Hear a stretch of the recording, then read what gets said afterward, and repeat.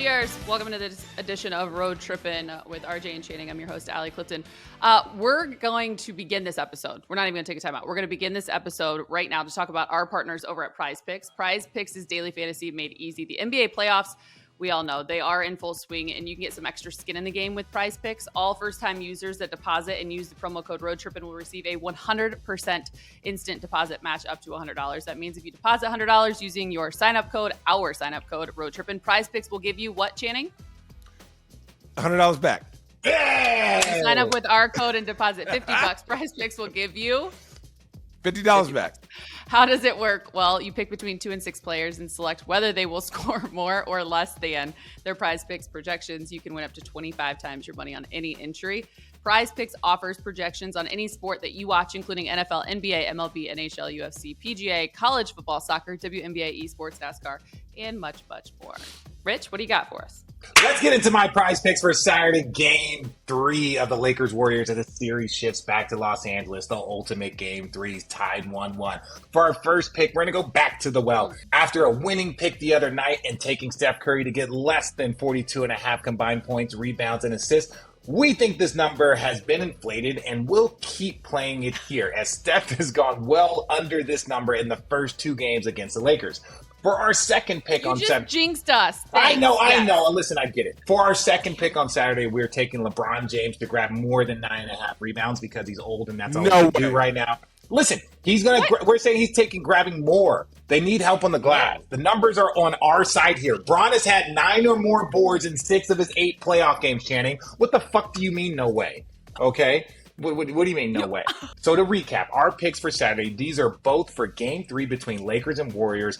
Are Steph to get less than 42.5 combined points, rebounds, and assists, and LeBron to grab more than 9.5 rebounds because he's done that in 6 of his last 8 games. And we are going to dive into all of that in just one moment. But first, at Prize Picks, you aren't competing against any other people. It's just you versus the projections available for that day's games. Prize Picks entries can be made in 60 seconds or less. You just saw how easy it was for Rich to do his. Prize Picks is safe and easy, fast, and offers fast withdrawals. Download Prize Picks today and play daily fantasy sports with the Road Trippin crew. Make sure to use the promo code Road Trippin when you sign up. You don't think that Bron can get more than 9.5 rebounds? Well, he's done it 6.5. It's not that I don't think he can. I just don't think he will next game. Even though he's done it 6 of the last 8? Yeah. Okay, that's fair. You're just going to argue that point because you don't want to back down because I love you and know you. Because what you really want to say is like, damn, he's done it 6 of the last 8. I know that's what you want to say. I know it's what you want to say. No, this is not at all what I want to say. I don't think he's going to do it. Based off of thoughts on. I think Anthony Davis and the rest of them I think they're going to make him shoot more, which doesn't allow him to get rebounds. Because when he shoots, that's not Anthony Davis shooting. And he hasn't been shooting well. So you pick your poison. You go if LeBron is shooting, the other guys aren't shooting. So if LeBron is a facilitator, everyone else plays better. Game 1 to game 2. How are you guys? This is so hard for me. I think I say it all the time. It's really hard to be in the fight against the Warriors. How are you guys digesting this series so far? I know it's still early. I think it's a chess match, right? And I think Steve Kerr everyone always underestimates what he can do, but like starting Jermichael Green is crazy. Like, who would have thought, right? You saw Maurice Spates and he goes off for like a career game. Well, because what is he doing? He just he's playing with house money. Start. Like, look what happened when Richard started. When you add that injection of energy, when Richard started in the finals. Won you guys a game. Yeah, he won us a game. Because it's different. I don't know if you're going to do that 2 games in a row. I did great. If we wouldn't have blown game 4, I would have kept starting. But they didn't want to keep starting me. And I get Kevin back in there and keep our guy locked in. So what are the adjustments you see Darvin making in game 3? To be honest, we have to force feed AD again. Like, force feed the shit out of him. And this is the honest truth. Bron, thank you. Be ready. This ain't your series. Like, that dude getting 25, 30 shots and opportunities close to the rim. To me, that's what it is. You have to attack the rim, and that takes a lot of energy continue to attack the rim, get in foul trouble, slow the pace of the game down, right? It's the only way to combat all those threes. They can't go on runs if they're taking it out of the hoop. So for me, attack the rim, attack the rim, attack the rim. And you take wide open threes, but you don't settle for threes. And the reason why why your offense is a part of your defense is the more free throws that you're shooting, the more your defense can get set in the Warriors. Transition with the Warriors, they're the greatest transition team in the history of the game because of the players that they have. It's disgusting. It's fucking nightmarish. So when you look at it from that standpoint, he's got to be aggressive to slow the Warriors down. Right, like every jump shot, like they were when Draymond is the nearest defender, it's like Draymond just gave a normal contest, and that's why Draymond's a very good a defender. We know who he is, but it's like some of these numbers are like, oh, he was 1 for 4. It's like, but you go back and watch it, it's like he shot a 15-footer. He's 6'11" with a 7-foot wingspan. Draymond's 6'5". Draymond's not affecting his shot, right? Draymond's not affecting his shot. It's like affecting Kevin Durant's shot. No, Anthony Davis just has to knock down those shots. Now, Anthony Davis does become more effective the closer he is to the rim. Obviously, your percentages go up. But when you watch them play and you're just like, dude, you got to get to the free throw line double-digit times. You got to. And as a player, in the prime of my career, that was going to the free throw line double-digit times over the course of a season, that takes a lot on your body. Now, it's fun because that's how I played. I wasn't as skilled as him. I was just Vince Carter used to call me a crash test dummy because I would just throw my body into people all game long and, just do it that way. But that's the only way for them to be successful, right? Because if they can do that, one, you can have a potential to get them in foul trouble. Two, you have a potential for more offensive rebounds that can lead to buckets, second chance points that can lead to 3-point shots. And so your offense has to be the key part. If Anthony Davis does that and can slow down the Warriors, but you got to play much better defense. You got to like Klay Thompson, Steph Curry, Jordan Poole, those guys, they had a good game one and the Lakers still won. That was very encouraging for Lakers. It's like, look, all three of them hit 6 threes and we still won the game. But that second quarter where they just let it go, that's the thing. The Warriors are probably the only team that if you lose focus for 90 seconds, for 2 minutes, the game can be blown wide open. They are the only team that I have ever watched collectively that if you lose focus for 2 minutes, legitimately 2 minutes of game time, it can be a 12-0 run. And now you're not going to make as many threes as them. So they're going to be shooting threes to your 2. So you're coming back from a deficit. And on top of it, they don't miss very often. So now it's like you got to keep them down. If you're trying to claw back, it's just too tough. That was the biggest key. Bron echoed those sentiments to the team before the series even began. He said it to the media, of course. So it's basically like that game one defense has to be sustained for a potential 7 games when this series is going every other day. Really quick before we move off, just because I want to get to the other series as well. Channing, how much did your life change? How much did your phone go crazy with your comment on Tyrese Halliburton? Which great sport, Tyrese. No, he's a good dude. Also, he's super smart to be so young. I literally had to turn off social media. I don't know what, maybe it's my phone's old, but like I turned on Twitter and it would just shut off. It was so crazy. It wasn't like people talking to me, but it was on like a bunch of different things, obviously like Clutch Sports, like Bleacher Report, TNT, NBA TV, stuff like that. So people are talking to each other. And that's the thing, which I like, is that there was no clear-cut answer, right? He shot the shot. And to me, obviously I had the reaction, but I think Tim Legler broke it down the best of why that's not a good shot. But to me, my biggest thing is Vanderbilt was the guy who double-teamed and ran from the double team to sort of contest that 3. There was more than enough time for him to take one dribble left, which he likes to do, get at least 3 feet closer in rhythm and shoot that shot and still have enough time. 10 seconds to go and you heave that up when literally Bron is underneath the 3, you taking a dribble and shooting it. Vanderbilt's not getting that. If you do that with energy and focus, that's my problem. And with 10 seconds to go, gives you a chance to rebound the ball. But to heave it as far out as that was not the move. This is my thing. Let me tell you my thing. in the postseason, it's best shot possible. And that was not the best shot possible. That's all it is. That's all it is. Jordan Poole had hit 6 damn threes. Totally. That's what I'm saying. He had hit 6 threes. That was deep. There was 10 seconds ago. You got Steph Curry on the floor. I get it. So it's like, was it a bad shot? I don't think it's a bad shot because that's Jordan Poole, and he's one of those guys. But is that the best shot possible at the time? No, it was not. That is. Steve Kerr was like, hey, we're fine with that shot. Steph Curry was like, hey, or Steph was like, hey, we believe in him, blah, blah, blah. Like, it's not like he was 2 for 8. They have to say that. I know that they have to say it, but part of them saying it, and I know Steve is going to echo things privately and say, hey, look, in these moments, which you're going to be in them, again, this is where your brain has to go. And it's still a learning lesson. He's still in his 4th year? Jordan Poole. So in his 4th year. So it's still a learning lesson. Yeah. So that's my only thing. It wasn't a bad shot, but it wasn't the best shot that they could have gotten. So some people will equate that to being a bad shot, but that's not. They're two different things. A bad shot versus best, not being the best shot that they could have gotten. So that's where I live. Correct. He knows that. And I'm not mad that Jordan Poole shot it. Yeah. I've never said that. I'm not mad that Jordan Clay Poole would have shot that. If Clay would have shot that, would anybody have said anything? Clay, people would have been like, yo, that was deep, but ain't nobody going to question Clay. Ain't nobody questioning Clay. Clay and Steph are different than Jordan Poole. No offense. Agreed. To me. Agreed. But I don't mind that Jordan Poole had the ball. I think that was almost best case scenario based on who was hot at the time.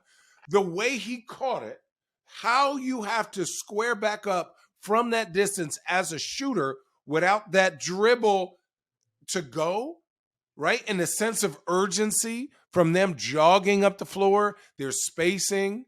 It was just, it's a lot. I think too, the difference, what you guys are both saying as well, is that they can sit there and say they're fine with their shot, but that's different than saying that was the shot, right? Or to your point, when it comes to the postseason, it's not about being fine with the shot. It's about what's the best shot. You guys know there's a difference. Yeah, you know the Patrick Ewing where he was like coaching. He's like, "What kind of shot is that? Do you practice that shot? Is that the shot you take?" Now, this was funny. Jordan Poole does take those shots. Jordan Poole does make those shots. Jordan Poole has hit those shots pretty much for the last couple of years. Like, we know him as that guy. But he is still the third splash brother. So if you had a chance between Steph, then Clay, then him. And truth be told, because Steph normally has the ball in his hands, if you're swinging for a catch and shoot, I try, everyone argues with me. I put Clay on the same level on a catch and shoot as Steph. Ball handling is no question. It's no question. Ball handling is no question. It's off the dribble, it's Steph, right? Catch and shoot, Steph and Clay are fucking like even because Steph doesn't get as many catch and shoots, right? Yeah. But like that shot, I'm okay with either of those two shooting it. He's just the third. There's no criticism. He moves on. He might hit that same shot today. Or tomorrow. Good conversation. All right, moving on to the East. The Heat, they're hurt again. Obviously, Jimmy Butler misses game 2. He's listed as questionable, sitting out Tuesday's close game 2 loss to the Knicks. Heading into game 3, which is Is that Saturday? Is that tonight? Saturday. Saturday. So that is 5 days off for Butler, 3 days off between games. Will the Knicks steal home court back? No. No. I think the Knicks got hot. They riding off their fan base. It's going to be interesting. I don't think it'll be an easy game. I don't think the Knicks win this. I think the Heat are feeling pretty good about their situation. I think they've been shooting okay. I think they're still going to continue to shoot pretty good. I just think that you're expecting a lot out of RJ Barrett. And he's been playing out of his mind lately.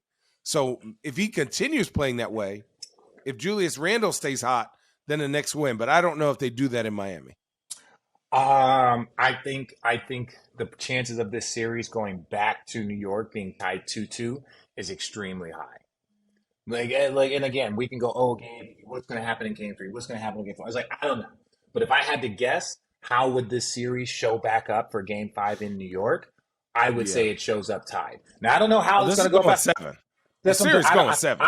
I think the Knicks are the better team, right? Especially with no Tyler Hero. You're needing guys that have not shot the ball the way they have all season long to maintain this all series long. So Martin, Vincent, Strus, and those guys can Robinson. all score. Like all of these guys, but it's like what they're being asked to do now is different. If Tyler Hero was still there, then what they're being asked of is within their role, so they could excel in their role. But now they are being asked to do more than their role, and that becomes a little bit more difficult to sustain that for a longer period of time. So that's why they beat the Bucks. They shot the ball better than they had all year long for a 5-game stretch. And so, it's tough to do that. And so they shot the ball so well, it happens. But I think it's going to end up being 2-2. I think the Knicks end up winning this series. I think they can win it in 6 or 7. Ooh. But if the Knicks win in 7, I would not be surprised. But I think the Heat will win in 7. But if the Knicks win, I'm not mad, nor am I surprised. I think Knicks are winning this series. Brunson's healthy. 6? Yeah, I think 6 or 7. I think let's say they go back in game 5. Let's say they go back tied 2-2, game 5. Yeah. Knicks win a tough one. Then the Knicks have a chance to close it out in Miami. Right? Think about Kyle Lowry, who's been on a bum knee all year long, 39,000 years old, and he's fighting. He's playing great. Kyle's playing great, but it's just like, obviously he's been dealing with this stuff all year. So can he sustain that? Can he sustain that? Can he sustain that? I hope for him he can. But it's just like history tells us that when players are dealing with these things, the longer the series goes, the more physical it gets, the more minutes it adds. Eventually you have an off day. So if Kyle Lowry has an 0-for-6 day in game 5, that could be the end for Miami. He's not in a position to have an off day. Yeah. I can't really argue. And Bam, I've given up on thinking that Bam is going to turn into that. Is that flower is going to bloom when I just think the flower is what the flower is. A very good player. Very good all-star player. But I just don't think he should be a third best player. That's just the truth. And he could be on a given night. Really good, right? And he could be on a given night if Tyler Hero is playing. Totally. That's what I'm saying. But if Kyle Lowry is healthy, then Bam could fall into your second or third best player on any given night. And that's. But he's not shown he could be your best player on any given night. No, that's what's crazy. That's what they need. That's why, I'm arguing myself of why I think the Heat would lose. Like the other night, no Jimmy. You're like, Bam, where you at? Like you're the guy who, and it's like everyone else takes over. Do you know what's crazy? So Lamar Odom, right? Lamar Odom average, and I remember this story. Lamar Odom was 15, 16 points a game. And they were like, dude, if you can do this, you're so versatile, you can be an all-star. And this coach told me, he was like, listen, if we call plays for Lamar, right, 5 plays a half, if we call plays for him, he'll end the game with 17 and 9 and 5. If we do not call any plays for Lamar, he will end the game with 17, 9, and 5.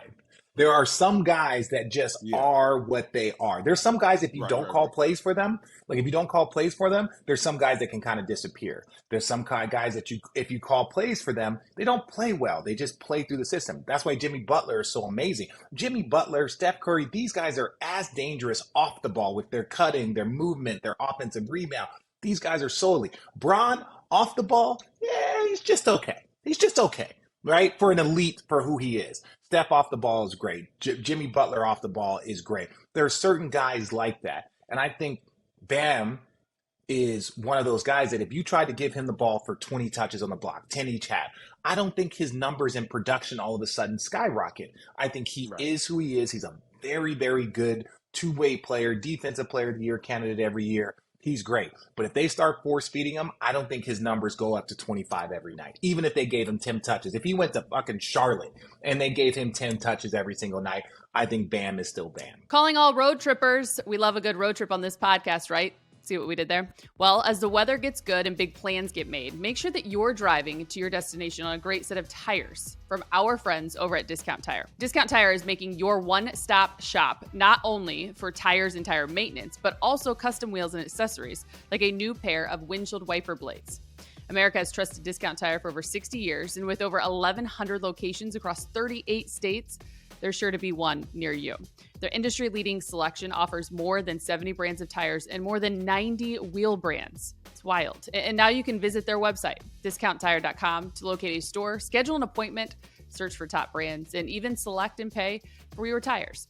Head over to discounttire.com today to register for email discounts and access the latest in tire safety tips. You'll also find helpful information about the maintenance schedule for your specific make and model of vehicle.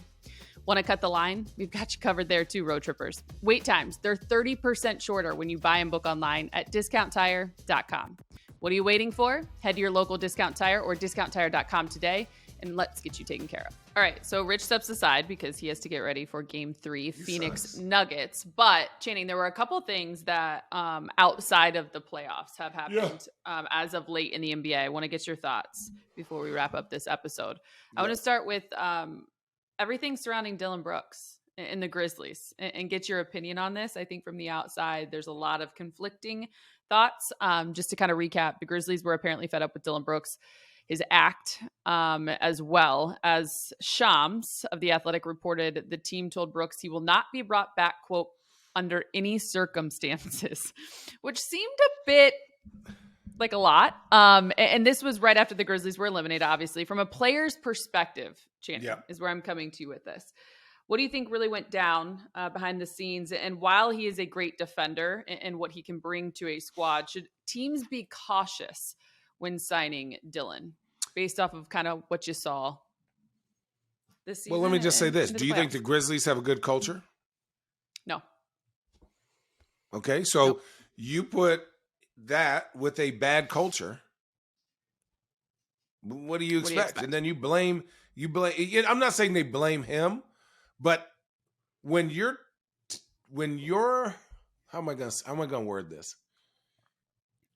Your antics have to equate to wins or making people better, right? Yep. So no matter what Draymond Green's antics are, we'll say this a lot. His ability to make his team better there is such a gap between that. It's ridiculous. Yep. So ridiculous. His motor is everything to them. Dillon Brooks is a liability in offense. I hate when people say, "Oh, he plays hard." Like, what the fuck? Like, oh, he does the minimum. It's your job to play hard. He plays defense. Well, he's not very good at offense, and he wants to play basketball, so he picked that, or that's what he's good at. So to be good on defense, you have to play hard, especially if you're not good at offense. So for me, I think, is there still room for Dillon Brooks to grow and be good? And I appreciate that attitude, right? Yep.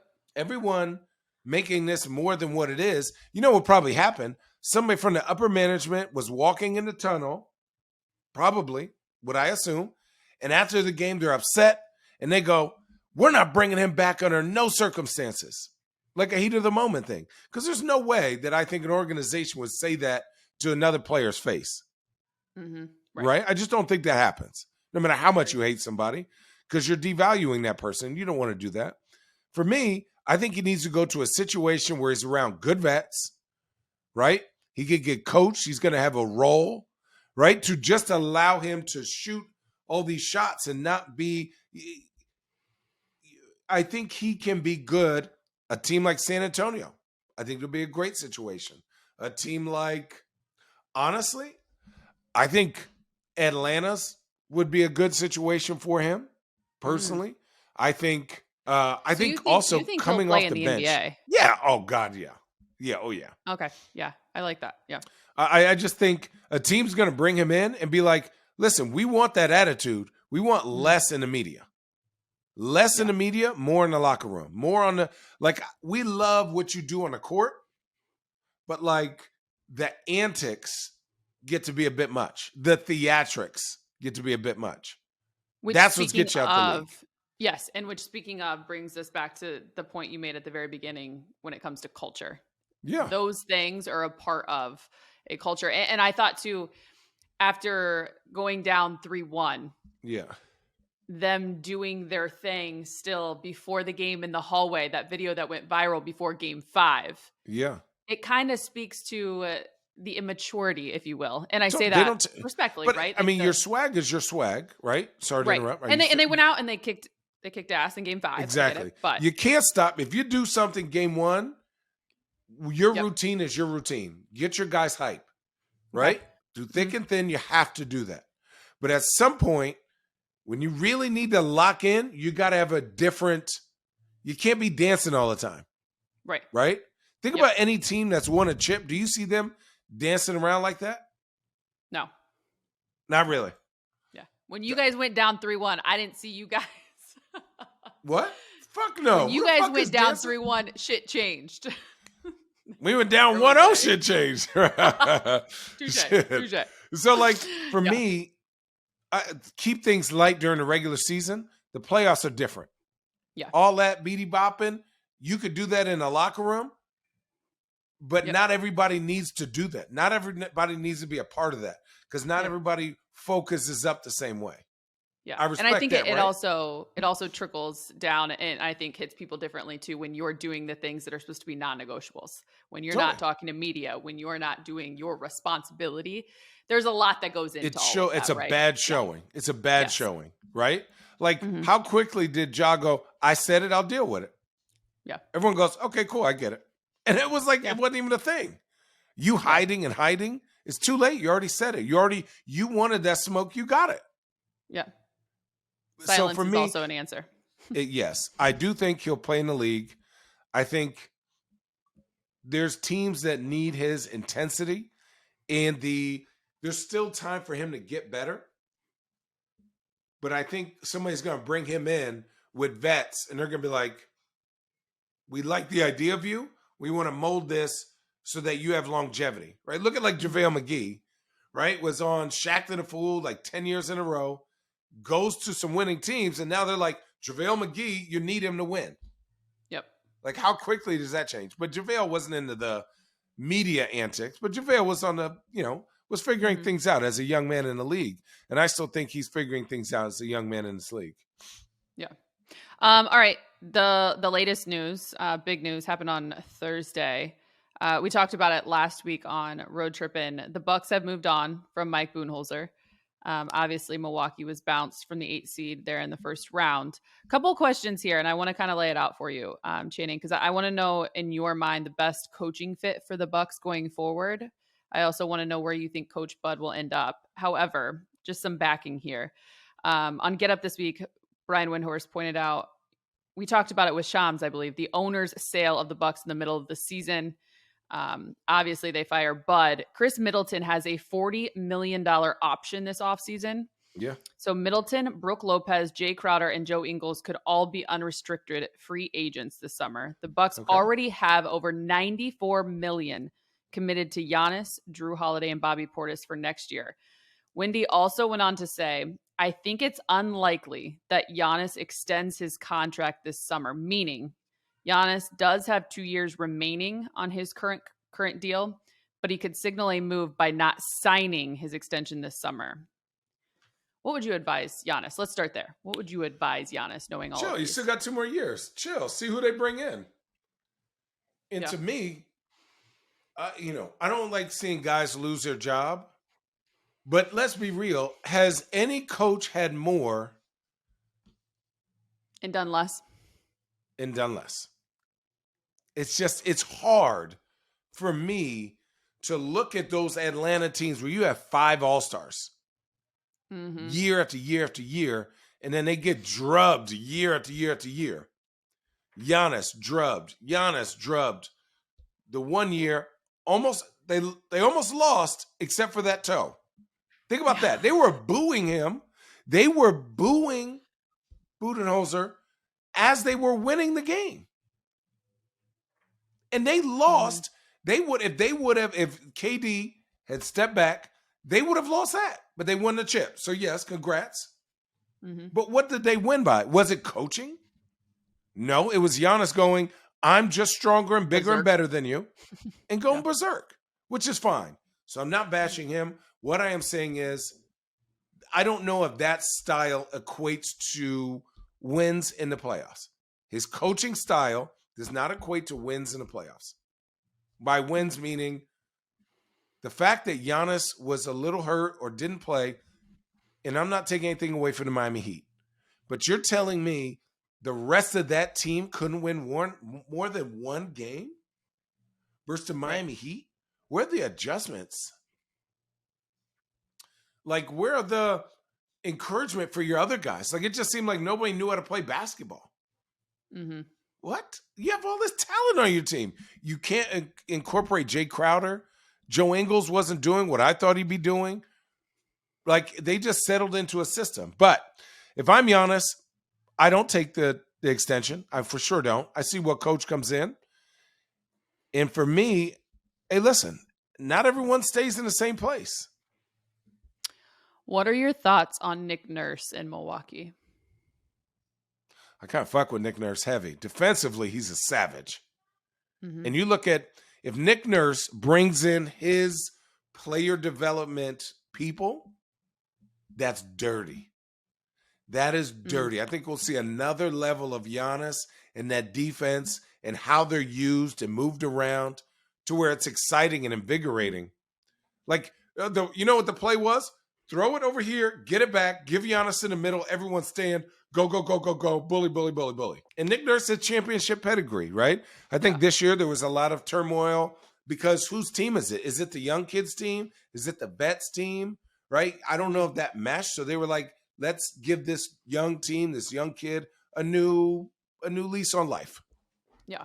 So you bring in a new young coach. It'll be interesting. All right. One final point for you before we wrap this up. On Twitter this week, Patrick Beverly was asked what percentage of NBA players don't love basketball. Pat Bev responded by saying 50%, and I'm being nice. Is he right? Was it on Twitter or was it on his podcast? Either way. Pat Bev pod. It's hard for me to say that because there are guys who don't love basketball. That's a hard thing to quantify, right? Mm-hmm. It's hard to quantify that because what is the definition of that and how do you eye test that? So think about the guys who don't have any emotion. Do you think Kawhi Leonard loves basketball? See? But I can see why people would say no. Right, exactly. Do you think Andrew Wiggins loves basketball? Think about the guys who don't, and I'm just naming the two guys who are really good, who don't show any emotion for the most part. I think both those guys love basketball. Did you love basketball? On and off, I did. My first year, it was hard. In New York, it was really, really hard. I really had to have conversations. After my parents died, I had to really figure out, I loved being around my teammates more than I love basketball. I go to grief therapy or whatever, and I tell everybody this. I don't remember from January on to the finals, really. Like, if in my mind, I was just, there. I was just there. I loved basketball. Like, think about this. Somebody told me I was going to die, and then I still tried to go play basketball. So, like, does that mean I love basketball? Probably, right? Yeah. But, like, I know guys that love different parts of basketball. Some guys love the fact that they get to travel and see the world, and this is an opportunity. There are certain guys that love the competitiveness of it to challenge himself. There are certain guys that love the craft of it and don't give a shit about winning or losing. So, like, what is it about basketball? It's like somebody likes art. Like, do you not love art? Well, what kind of art? Watercolors, clay, there's music, there's dancing. What kind of art do you like? Basketball is an art. So you may love all different parts of it. I don't know if you're in the league and don't love some part of basketball. That's hard. You may be in the league 1 or 2 or 3 years, but after that, you out. It's a subconscious game.